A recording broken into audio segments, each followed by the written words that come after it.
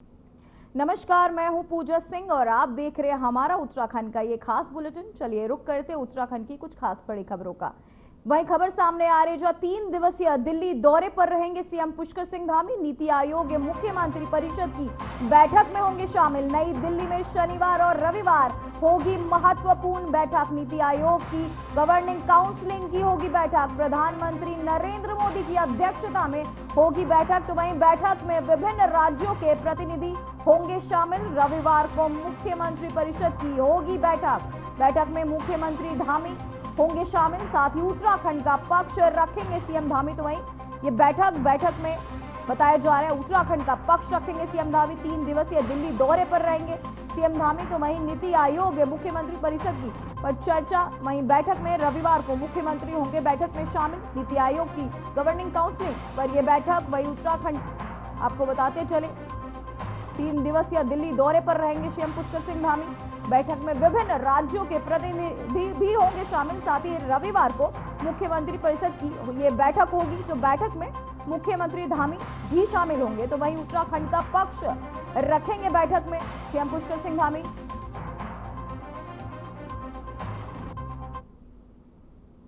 तो वहीं मुख्यमंत्री पुष्कर सिंह धामी ने अधिकारियों से राज्य में मंत्रण में असंबंधित मामलों में अभी तक की कार्यवाही की विस्तृत रिपोर्ट तलब की है। उन्होंने कहा कि राज्य के सभी जिलों में सत्यापन अभियान लगातार जारी रखा जाए।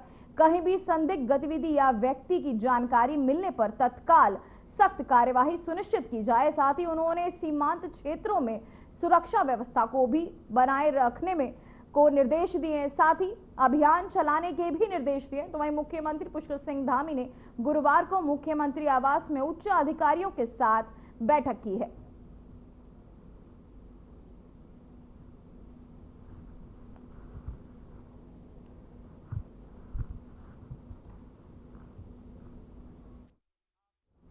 तो वहीं उत्तराखंड के मुख्यमंत्री पुष्कर सिंह धामी ने महिला सशक्तिकरण को लेकर एक्स पर प्रेरणादायक साझा किया है।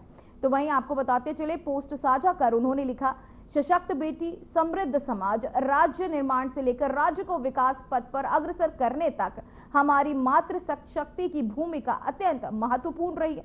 वहीं सीएम धामी ने अपने संदेश में यह भी स्पष्ट किया कि प्रदेश सरकार नारी शक्ति को और अधिक सशक्त व आत्मनिर्भर बनाने हेतु निरंतर कार्य कर रही है। यह संदेश न केवल महिलाओं को सम्मान देने की दिशा में एक सकारात्मक प्रयास बताया जा रहा है, बल्कि सरकार की महिला केंद्रित योजनाओं की प्रतिबद्धता को भी दर्शाता है।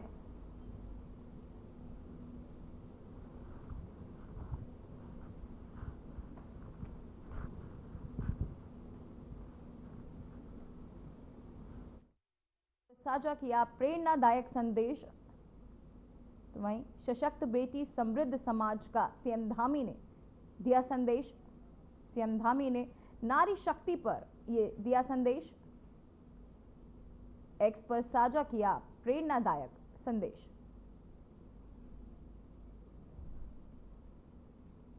तो वहीं देहरादून से खबर सामने आ रही है, जहां चारधाम यात्रा पर ऑफलाइन पंजीकरण एक दिन में 27,000 से अधिक पंजीकरण। मई जून में यात्रा के लिए ऑनलाइन पंजीकरण नहीं, अब तक कुल पंजीकरण का आंकड़ा 31 लाख के पार। तो वहीं आपको बताते चले मई जून में यात्रा के लिए ऑनलाइन पंजीकरण अब नहीं होगा। अब तक कुल पंजीकरण का आंकड़ा 31 लाख के पार पहुंच चुका है। तो वहीं चारधाम यात्रा को लेकर देहरादून में ऑफलाइन पंजीकरण एक दिन में ही 27,000 से अधिक पंजीकरण हुए हैं, जहां मई जून में यात्रा के लिए अब ऑनलाइन पंजीकरण नहीं होंगे। अब तक कुल पंजीकरण का आंकड़ा 31 लाख के पार पहुंच चुका है। तो वही चारधाम यात्रा के लिए लगातार श्रद्धालु ऑनलाइन पंजीकरण करा रहे हैं। चारधाम यात्रा पर अब ऑफलाइन पंजीकरण भी लगातार हो रहा है। तो वही गंगोत्री हाईवे पर नालूपानी धरासू के पास चारधाम तीर्थ यात्रियों की एक बस सड़क पर पलट गई। बस में सवार मध्य प्रदेश के 41 तीर्थ यात्री यमुनोत्री से गंगोत्री धाम जा रहे थे। 27 यात्रियों को चोटें आई हैं, उन्हें उपचार के डूंडा भेजा गया है। बताया जा रहा है कि चालक शराब पीकर और मोबाइल पर बात करते हुए बस चला रहा था। वहीं यात्रियों ने इसका विरोध किया था। करीब 30 किलोमीटर की सफर में वे बस की रफ्तार कम करने की गुहार लगाते रहे, लेकिन उसने अनसुना कर दिया और तीव्र मोड़ पर नियंत्रण खो दिए बैठा, साथ ही जिससे बस पलट गई। इस हादसे में सीएम पुष्कर सिंह धामी ने एक्स पर ट्वीट कर दुख व्यक्त किया है। साथ ही आपको बता दें कि सीएम ने कहा कि गोत्री हाईवे पर धरासू नालूपानी के निकट हुए इस बस हादसे में आपको बता दें बस में श्रद्धालु सवार थे। बस आपको बताते चले 27 यात्रियों को चोट लगी। सीएम ने एक्स पर पोस्ट कर दुख व्यक्त किया है।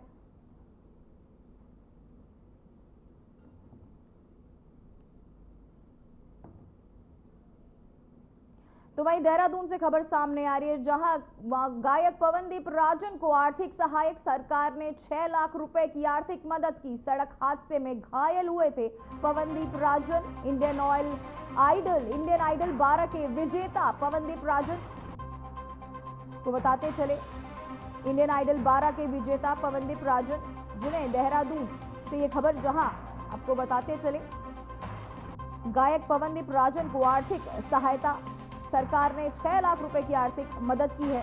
सड़क हादसे में घायल हुए थे पवनदीप राजन। इंडियन आइडल 12 के विजेता रह चुके हैं पवनदीप राजन। वहीं सरकार अब पवनदीप राजन की सहायता कर रही है। गायक है पवनदीप राजन, इंडियन आइडल 12 के विजेता भी रह चुके हैं। सड़क हादसे में आपको बता दें कि घायल हुए थे, जिसके बाद काफी चर्चाओं में रहे हैं पवनदीप राजन,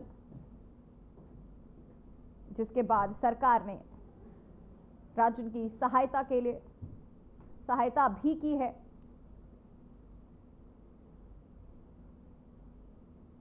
तो वहीं उत्तराखंड के मुख्यमंत्री पुष्कर सिंह धामी ने अपने आधिकारिक एक्स हैंडल पर मां पूर्णागिरी को नमन करते हुए आपको बताते चले एक पोस्ट साझा किया है।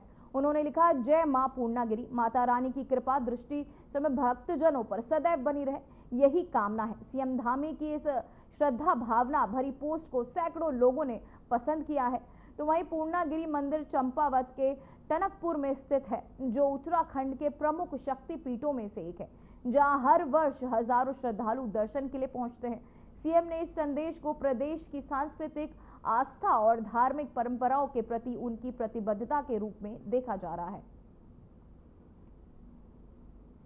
सीएम धामी ने मां पूर्णागिरी को किया नमन, साथ ही एक्स पर पोस्ट भी किया साझा।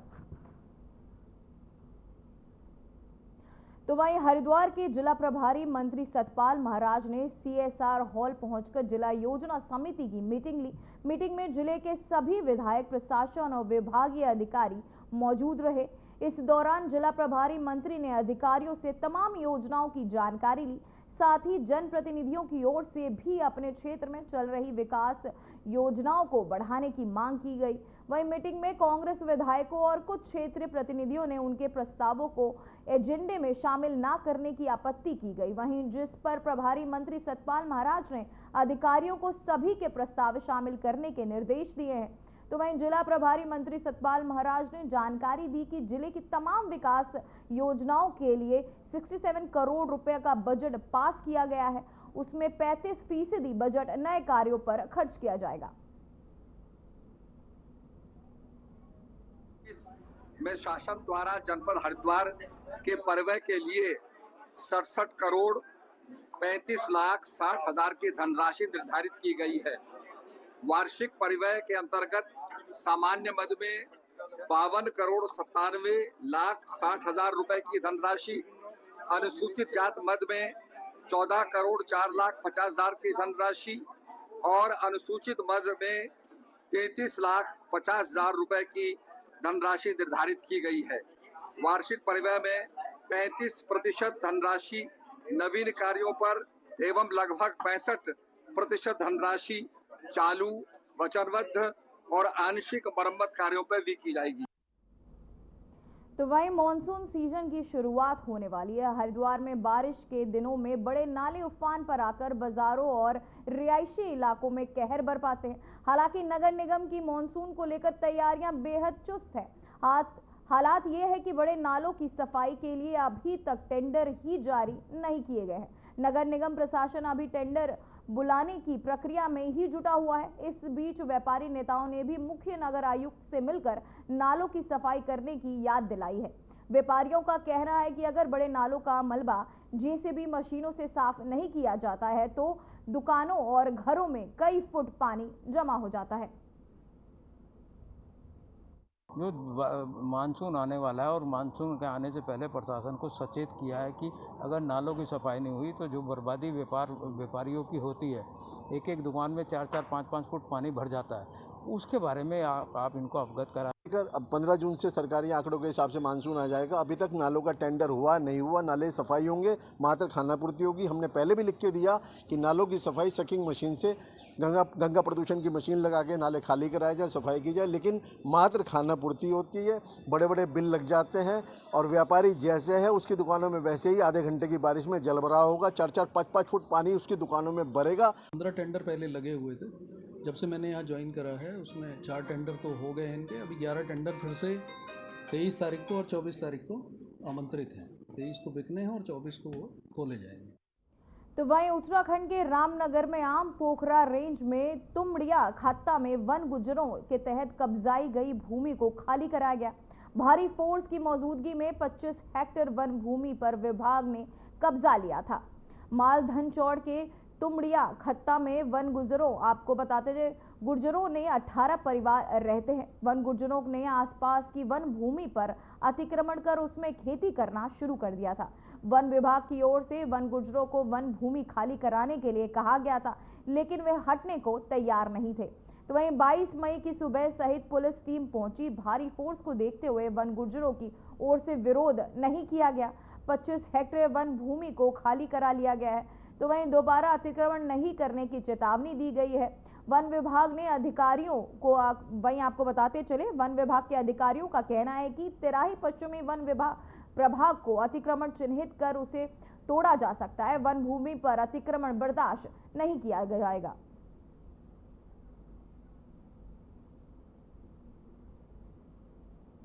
तो वहीं देहरादून शहर को कूड़ा मुक्त बनाने के लिए कुछ वक्त पहले डस्टबिन फ्री दून शुरुआत की गई थी, जिसमें कि शहर के भीतर मौजूद सभी कूड़ेदानों को हटाया गया था और आम जनमानस से ये अपील की गई थी कि कूड़ा उठा की गाड़ियों में ही अब वह अपने घरों से कूड़ा डाले, ताकि शहर के विभिन्न हिस्सों में कूड़े की वजह से बीमारियां न फैले। हालांकि नगर निगम की ये पहल अब तक धरातल पर सफल साबित नहीं हो पाई है। कई स्थानों से अभी भी ये शिकायत प्राप्त हो रही है कि आम जनमानस के तहत खुले में कूड़ा फेंका जा रहा है। खैर, निगम के तहत ऐसे स्थानों को चिन्हीकरण कर ट्रॉलियों के माध्यम से तो कूड़ा उठान किया जा रहा है, लेकिन ये अपील भी जनमानस से लगातार की जा रही है कि वह कूड़े की ओपन डंपिंग ना करे। अपने नगर निगम की यह पहल अब तक धरातल पर कारगर साबित होगी, ये एक बड़ा सवाल है। देखिए, बिल्कुल लगातार अपील भी की जाती है। जो हमारे सुपरवाइजर्स हैं क्षेत्र में और जितने भी हमारे चीफ सैनिटरी इंस्पेक्टर्स हैं, उनको भी सख्त हिदायत दी गई है कि किसी भी तरह की ओपन डंपिंग को अलाउ ना करें। वहाँ पर ट्रॉलीज भी हमने डिप्यूट की हैं। काफ़ी सारे हमारे मेजर जो गार्बेज वनरेबल पॉइंट्स थे, जहाँ पर कि बल्क में वेस्ट सार्वजनिक स्थल पर गिराने की शिकायत मिल रही थी, उनको भी हमने आइडेंटिफाई करके वहाँ पर ट्रॉलीज भी डिप्यूट की गई हैं। 47 ट्रॉलीज डिस्ट्रीब्यूट की गई हैं चीफ सैनिटरी इंस्पेक्टर्स को, कि ताकि वो अपने क्षेत्रों में इन सभी गार्बेज वनरेबल पॉइंट्स को किल कर सकें। लेकिन इसके साथ ही क्षेत्र के सभी निवासियों से भी अपील है कि कहीं भी खुले में कूड़ा ना डंप करें। कंसर्निंग ट्रॉलीज में और जो कंसर्निंग क्षेत्रीय सुपरवाइजर्स हैं, उनसे समन्वय बनाते हुए इसको प्रॉपर्ली डिस्पोज करें, ना कि इनफैक्ट कई बार हमारा जो अपना भी रोड स्वीपिंग का वेस्ट होता है वो भी एक्यूमुलेट होता है, परंतु उसको भी कंसर्निंग सुपरवाइजर इमीडिएटली कोऑर्डिनेट करके ट्रॉली के माध्यम से उठवाते हैं। पर वन विभाग ने जंगलों में वन्य अग्नि रोकने के साथ साथ जंगली जानवरों के लिए पीने के पानी की पर्याप्त व्यवस्था शुरू कर दी है। बढ़ती गर्मी और तापमान के मद्देनजर हरिद्वार के घने जंगलों में जल संकट से जूझ रहे वन्य जीवों को राहत देने के लिए व्यापक अभियान चलाया जा रहा है। हरिद्वार वन विभाग की ओर से श्यामपुर, रसियाबड़, लाडडांग और पथरी और रानीपुर रेंज जैसे हाथी प्रभावित क्षेत्रों में ट्यूबवेल लगाए जा रहे हैं ताकि गर्मी के मौसम में हर वक्त पानी की उपलब्धता बनी रहे। साथ ही पुराने तालाबों को पुनर्जीवित भी किया जा रहा है और नई जल संरचनाएं भी विकसित की जा रही हैं। भीषण गर्मी के दौरान जब तापमान तेजी से बढ़ता है तो जंगली जानवरों को पानी की तलाश में दूर दराज जाना पड़ता है, लेकिन अब राजधानी टाइगर रिजर्व के भीतर ही उन्हें स्वच्छ पेयजल उपलब्ध होगा। ऐसे में हाथियों के झुंड, तेंदुए, बाघ, हिरण और अन्य वन जीवों को काफी राहत मिलेगी। देखिए, जैसा कि अब गर्मियों का सीज़न बढ़ रहा है तो हमारे द्वारा समस्त वन क्षेत्र अधिकारियों को निर्देश दिए गए हैं कि उनके रेंज में जितने भी तालाब और वाटर होल्स हैं उसमें नियमित रूप से पानी की व्यवस्था की जाए। इसी क्रम में पिछले वर्ष हमारे द्वारा लगभग 5 बड़े तालाबों में जो है बोरिंग भी कराई गई है और जिसमें बोरिंग के माध्यम से हाथियों के लिए जो है वाटर होल्स को भरा जा रहा है। साथ ही साथ जो छोटे वाटर होल्स हैं उसमें टैंकर के माध्यम से भी जो है वो पानी की आपूर्ति की जा रही है। तो वहीं उत्तराखंड में बीते कुछ दिनों में मौसम बेहद सुहावना बना हुआ है। पहाड़ों में बारिश और मैदानों में तेज हवाएं चलते करवट ले रहा है। आलम यह है कि सभी पहाड़ी जिलों में कई क्षेत्रों में हल्की से मध्य बारिश देखने को मिल रही है। इस बीच देहरादून स्थित मौसम विज्ञान केंद्र ने पूर्वानुमान जारी किया है, जिसमें उन्होंने एक बार फिर पर्वतीय जिलों में हल्की से मध्यम बारिश की संभावनाएं जताई हैं। इसके अलावा मैदानी क्षेत्रों के कुछ स्थानों में गर्जन के साथ हल्की से मध्यम बारिश होने के आसार है। मौसम विभाग ने चेतावनी जारी करते हुए कहा कि नैनीताल, पिथौरागढ़ में भारी बारिश की संभावना है। तो वहीं उत्तरकाशी, चमोली, रुद्रप्रयाग, बागेश्वर में गर्जन के साथ आकाशीय बिजली चमकने की संभावना है। तो ये राज्य के शेष जनपदों में 40-50 किलोमीटर प्रति घंटे की रफ्तार से हवाएं चलने की भी संभावना है। नैनीताल, पिथौरागढ़ में भारी बारिश का अलर्ट। पहाड़ी जिलों में भी भारी बारिश की संभावनाएं। पर्वतीय से लेकर मैदानी इलाकों तक हल्की से मध्यम बारिश का अलर्ट। साथ ही आपको बताते चले पहाड़ी जिलों में भी भारी बारिश की संभावना है। नैनीताल, पिथौरागढ़ में भारी बारिश का अलर्ट।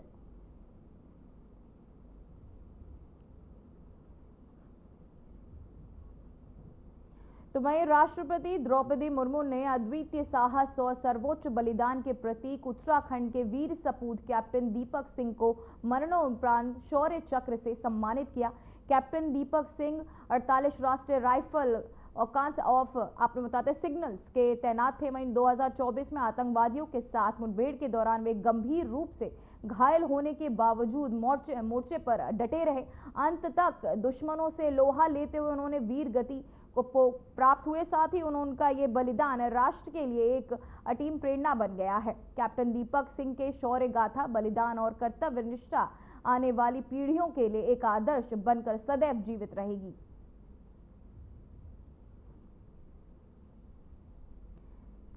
कैप्टन दीपक सिंह को शौर्य चक्र से सम्मानित किया गया। उनके बलिदान को ये देश हमेशा याद रखेगा। जहां आज द्रौपदी मुर्मू ने आज कैप्टन दीपक सिंह को शौर्य चक्र से सम्मानित किया, जहां उनके परिवार को ये चक्र, शौर्य चक्र भेंट किया गया। उत्तराखंड को अपने सपूत पर है गर्व। कैप्टन दीपक सिंह शौर्य चक्र से सम्मानित। उत्तराखंड को अपने सपूत पर गर्व। कैप्टन दीपक सिंह शौर्य चक्र से हुए सम्मानित, जहां उनके परिवार को राष्ट्रपति द्रौपदी मुर्मू ने शौर्य चक्र सौंपा। तो वहीं भारत की आत्मा हिमालय की गोद में बसती है। वहीं बसे हैं 4 पवित्र धाम, यमुनोत्री, गंगोत्री, केदारनाथ और बद्रीनाथ। 4 धाम यात्रा की शुरुआत से ही लगातार अपार सैलाब उमड़ रहा है। उत्तराखंड में बर्फीले पहाड़ों में भक्ति की गूंज है और दिल कह रहा है कि अब की बार 4 धाम यात्रा जरूर जाना है। और इस साल की व्यवस्थाओं को देखते हुए 2025 की 4 धाम यात्रा और खास हो गई है। देखिए इस पर हमारी एक रिपोर्ट। हर साल की तरह इस साल भी श्रद्धालु 4 धाम यात्रा की पवित्र परंपरा को आगे बढ़ा रहे हैं। 30 अप्रैल को यमुनोत्री और गंगोत्री धाम के कपाट खुले, 2 मई को केदारनाथ के द्वार खुले और 4 मई को बद्रीनाथ धाम ने भक्तों का स्वागत किया। 4 धाम यात्रा को मुक्ति का मार्ग कहा जाता है। ये 4 धाम सिर्फ तीर्थ नहीं है, ये आत्मा को शुद्ध करने वाले पड़ाव हैं। हर साल लाखों श्रद्धालु 4 धाम यात्रा पर जाते हैं। बात करें इस साल की यात्रा की, यानी 2025 की, तो तमाम रिकॉर्ड इस बार टूटते हुए नजर आए हैं और इसकी वजह है सरकार के प्रयास और प्रतिबद्धता यात्रा को सुचारू और सुगम बनाने की। 2025 की 4 धाम यात्रा में उत्तराखंड सरकार और प्रशासन ने श्रद्धालुओं की सुविधा का विशेष ध्यान रखा है। इस बार हर प्रमुख स्थान पर medical checkup camp, e rickshaw सेवाएं, ट्रैकिंग कार्ड और आधुनिक कंट्रोल रूम लगाए गए हैं ताकि भीड़ को मॉनिटर किया जा सके। केदारनाथ और बद्रीनाथ धाम में free wifi, digital information boards और सौर ऊर्जा से चलने वाले मोबाइल चार्जिंग पॉइंट्स भी स्थापित किए गए हैं। साथ ही विशेष सुलभ टॉयलेट्स, क्लीन वाटर एटीएम और फूड कोर्ट्स जैसी सुविधाओं ने इस साल की यात्रा को और भी भक्तिमय और सुविधाजनक बना दिया है। इन सब का असर साफ दिख रहा है। श्रद्धालु न सिर्फ दर्शन कर रहे हैं बल्कि पूरे अनुभव को दिल से जी रहे हैं। इस बार की 4 धाम यात्रा सिर्फ आस्था नहीं बल्कि सुविधाओं की भी मिसाल बन चुकी है, जहां भोजन की चिंता से भी मुक्ति दिलाई गई है। कई जगहों पर लंगर सेवा, सरकारी फूड कोर्ट और साफ सुथरे जलपान केंद्र खोले गए हैं। ठहरने के लिए GMVN के नए गेस्ट हाउस, प्राइवेट धर्मशालाएं और ऑनलाइन बुकिंग सुविधा उपलब्ध कराई गई है, जिसमें कम बजट वालों से लेकर प्रीमियम यात्रियों तक के लिए ऑप्शन दिए गए हैं। साथ ही इस बार स्वच्छता पर भी विशेष ध्यान दिया गया है। हर पड़ाव पर बायो टॉयलेट, सैनिटाइजेशन पॉइंट्स और वेस्ट मैनेजमेंट सिस्टम एक्टिव किया गया है। इन सब सुविधाओं ने श्रद्धालुओं को न केवल राहत दी है बल्कि ये दिखाया है कि आधुनिकता और भक्ति साथ चल सकती हैं और आज की यात्रा सिर्फ एक कठिन ट्रैक नहीं बल्कि एक दिव्य अनुभव बन चुकी है। संगठित और सहज रजिस्ट्रेशन व्यवस्था जिसने लाखों श्रद्धालुओं को लंबी लाइनें और अव्यवस्था से मुक्त कर दिया है। रजिस्ट्रेशन के बाद मिलने वाला QR कोड और ट्रैकिंग ID हर श्रद्धालु की सुरक्षा और पहचान को सुनिश्चित करता है। पूरे रूट पर लगे QR scanning centre, digital entry points और SMS WhatsApp अपडेट जैसी सुविधाओं ने यात्रा को डिजिटल रूप से सशक्त बना दिया है। सबसे अच्छी बात यह है कि भीड़ नियंत्रण के लिए डेट और स्लॉट सिस्टम लागू किया गया है, जिससे हर दिन की दर्शन संख्या सीमित और व्यवस्थित बनी रहती है, जिसके चलते हर साल से ज्यादा लोग इस बार 4 धाम यात्रा के लिए पहुंच रहे हैं। हर रास्ते पर श्रद्धालुओं की भीड़ है, लेकिन उनके चेहरों पर थकान नहीं, सिर्फ आस्था है। बर्फ के बीच हवा में मंत्र और हर कदम पर शांति है। 4 धाम यात्रा सिर्फ एक यात्रा नहीं, ये वो यात्रा है जहां इंसान खुद को ढूंढता है। ये वो पल हैं जब शरीर थकता जरूर है लेकिन आत्मा मुस्कुराती है। Bureau report, RN TV। फिलहाल खबरों में बस इतना ही। देश और दुनिया की तमाम खबरें देखने के लिए बने रहिए हमारे साथ। नमस्कार।